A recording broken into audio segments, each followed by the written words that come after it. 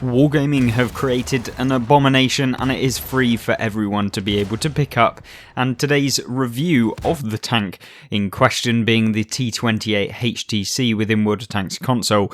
We're going to check out how well this thing actually plays within the game and whether you really do want to spend all your time completing the challenge to be able to earn this tank. Now obviously for all of you it is available for free as part of the Santa Needs New Track event, where you have to earn, I believe, 125 points as you can see on screen. Obviously you get points per winning and coming top on your XP, and then that varies dependent where you come in the team. So if you're 5 to 7 you're going to get 1 point, 2 points for 2 to 4, 3 points for coming top on XP. That also ties in with the HMH AMX M4 earn operation, which does have 6 days remaining as of the recording of this video. But regardless of that, the T28 HTC, what are the strengths and weaknesses of this vehicle? Well, you've got quite a few to actually have a look at.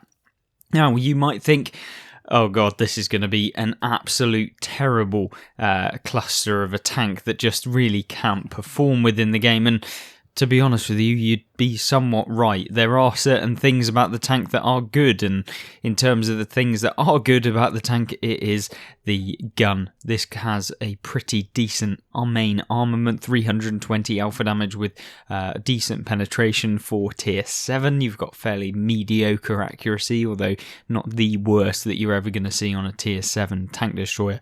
0.36 accuracy, 2-second aim time, and a lovely 4.4 degrees of gun depression.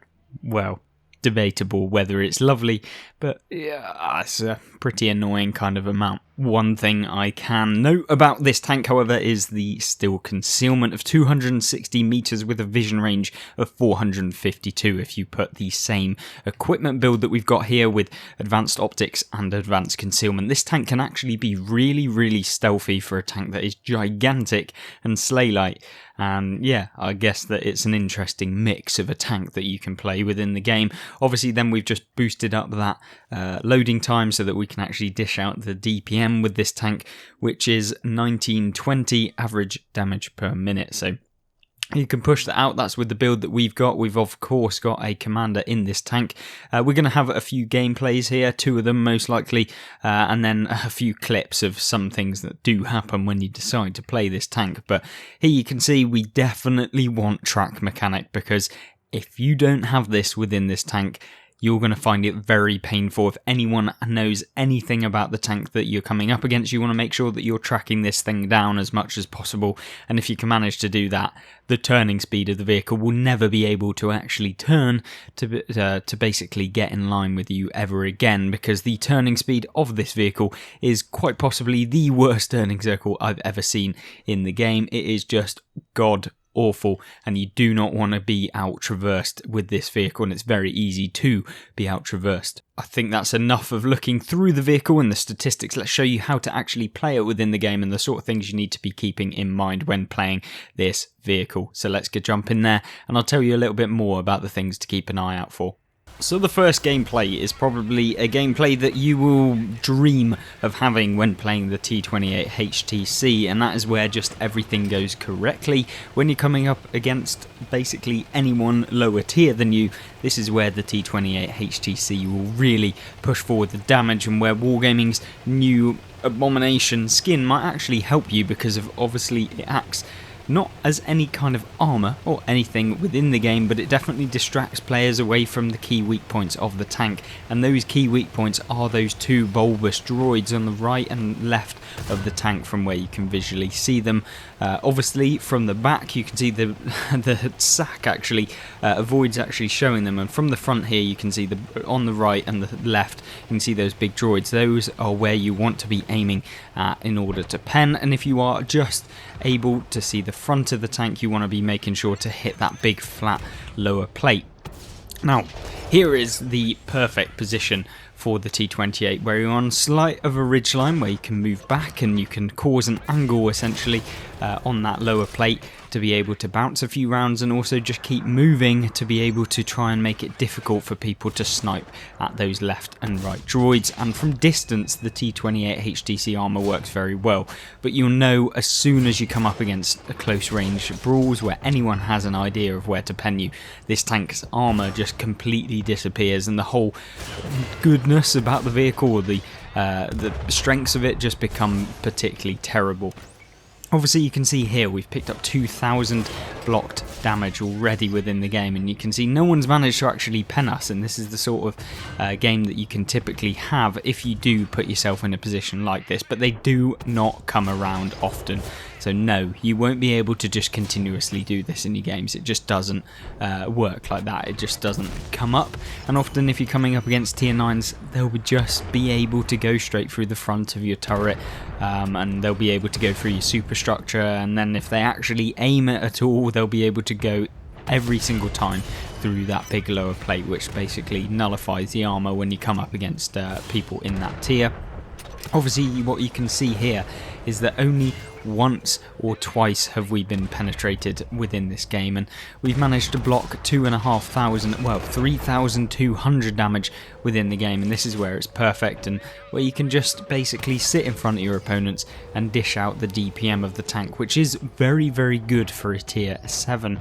1,900 DPM is really, really good, and you won't be seeing that with very many other tanks within the game.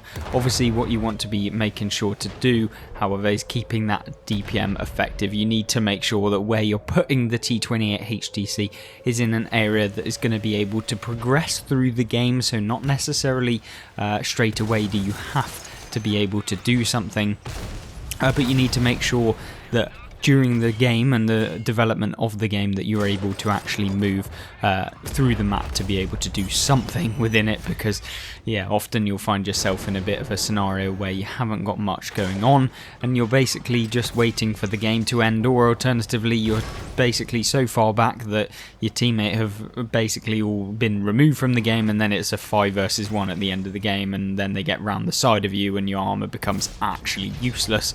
And so yeah, not a particularly great tank in terms of flexibility, so making sure that you position yourself is something that is really, really going to benefit you in terms of having those much better games. Obviously within this game you can see that we've picked up 2,900 damage, and it won't get easier than this. This is probably the best scenario that you could possibly really have when playing the T28, so don't go thinking that this is every single game I'm going to be able to block so much damage because the armor model works so well. It doesn't. It really doesn't work well, and it will only really work if people don't know your weak points as a starter, or alternatively if they're firing at long range against your armor and trying to snipe those weak points and their round doesn't actually hit it. So yeah, a bit of an abomination in terms of the whole premise of the tank is that it's going to be able to bounce rounds and act as a very pushy kind of tank that can get really forward and just basically carve a kind of progression within the game, but because the armor doesn't actually really work, that doesn't really ever happen within the game. So guess there's got that kind of idea to it, but it definitely can be a tank that you can use well, but you will have to think about the game a lot more than you would in something like on the left here, the Panzer IV, which can pretty much move around the map pretty freely, but this tank really doesn't. We picked up a brilliant game really for this tank, 3,609 damage, although not particularly showing off very much skill. We literally just sat there and managed to block nearly 4,000 damage with the tank and getting nearly 4,000 combined damage as well. 6 enemies destroyed, which is nice, and yeah, we could detect enemies because we have fantastic view range for the tier, 450 meters view range at tier 7. That's certainly nothing awful, and you could potentially outspot light tanks. So that's kind of one aspect of the tank. Let's have a look at another gameplay and just consolidate the ideas of the tank. Now the second gameplay is a more kind of aggressive playstyle with the T28 HTC, because when you're on El Haloof, the worst thing that I ever really do is try and sit in the base. That's something I find very boring on El Haloof. Yes, you can have games where you can do really well at people that have pushed into the middle, but it's just boring. You don't get any kind of feel that you're really pushing or progressing the game, and so yeah, not particularly my favourite within this. But in terms of using the T28 HTC, we're going to push towards the top left-hand side of the map, which is really the crucial area of the map. If you win this is where you win the game, and so yeah, you'll be able to do that. Obviously, we're going to just swing around and flick on that guy with the ridiculous accuracy that this gets. It's actually pretty good because obviously you're a very slow tank. You're not going to really have much trouble being able to hit someone on the move, and that's where I guess being slow has its kind of perks, although yeah, for the majority of situations I'd much rather be slightly faster to be able to get some rounds into opponents that maybe wouldn't have been expecting you. Obviously at the beginning of El Haloof it's always good to do a couple of blind fires. I'm not saying that you should ever stop in this particular area.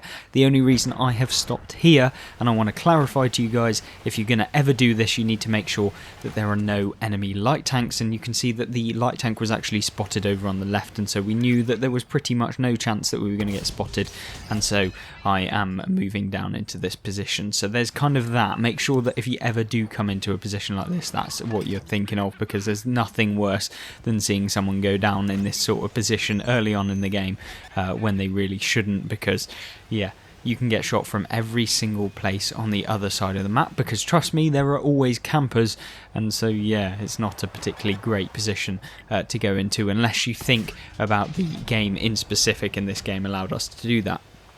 Now, knowing that there are a lot of tanks progressing on the left hand side, you can see all of the red markers up there and only 2 green markers. Yeah, we're going to have to move towards them now and use the armor model of the tank to really try and actually help and defend, and even if we can just delay the opponents on the enemy team long enough so that we can win the game, then that will be our job done. And so yes, we're going to push towards them and try and help out our teammates as much as possible. However, with one of our teammates being taken out and only one left being a medium tank, and yeah, coming up against probably 6 or 7 tanks, I pretty much know that it's going to be curtains for us. And as we go for the Panzer T25, the enemy M4 comes around the corner and manages to take the hit for him. Not particularly going to complain about that one, but at this point what we're going to have to do is just progress.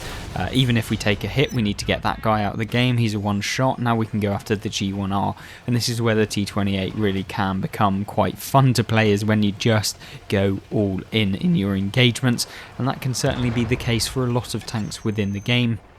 Obviously, you do need to be careful of the tanks that can pen you through that lower plate, although when you're in a top tier game, there's not that many that are going to be able to do that. You can see here, that is the weak point of the tank. The KV-1 hit me right there in the weak point. He obviously knows about that, but we know about his. We're going to go for that lower plate, and you can see him coming around. He's aiming at our weak point, so we're going to just twist, and that by twisting, what we do there is actually make it a lot harder for the opponent to do anything. And now you see the KV-1 coming back. What we're going to do, he's aiming for our weak point, we're going to twist, and every single time that we can do that, the better.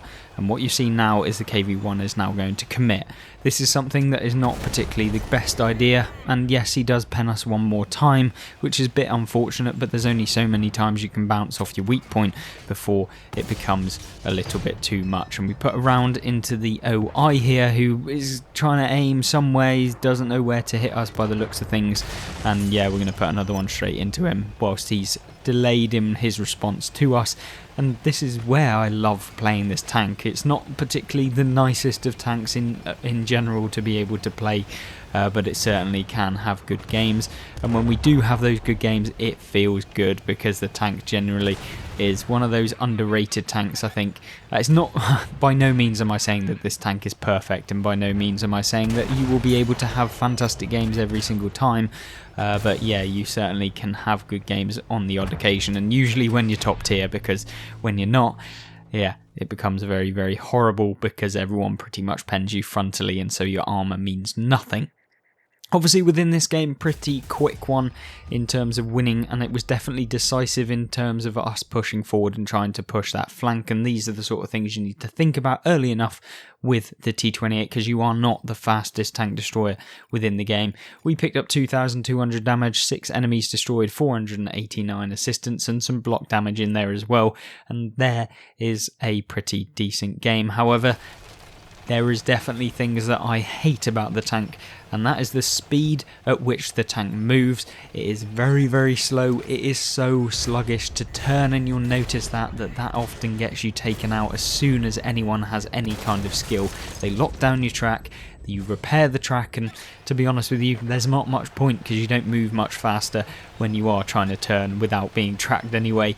And then obviously you have that big slab of chunky armour that can be very much liked by the artillery players on the enemy team that will quite easily take the majority of your hit points away very easily within the game. And so yeah, there's another reason. The GW Tiger P obviously can pen you very easily, and so yeah, it's tedious to be honest with you playing this tank at some points, and you really do need the right correct map to be able to have some of those best games that you can see. And these are my best games. I probably played about 10 within the T28 HTC.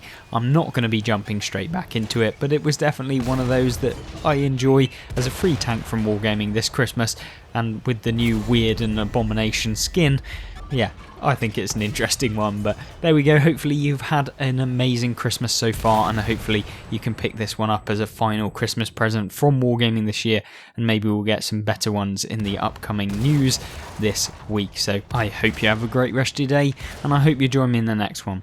Goodbye.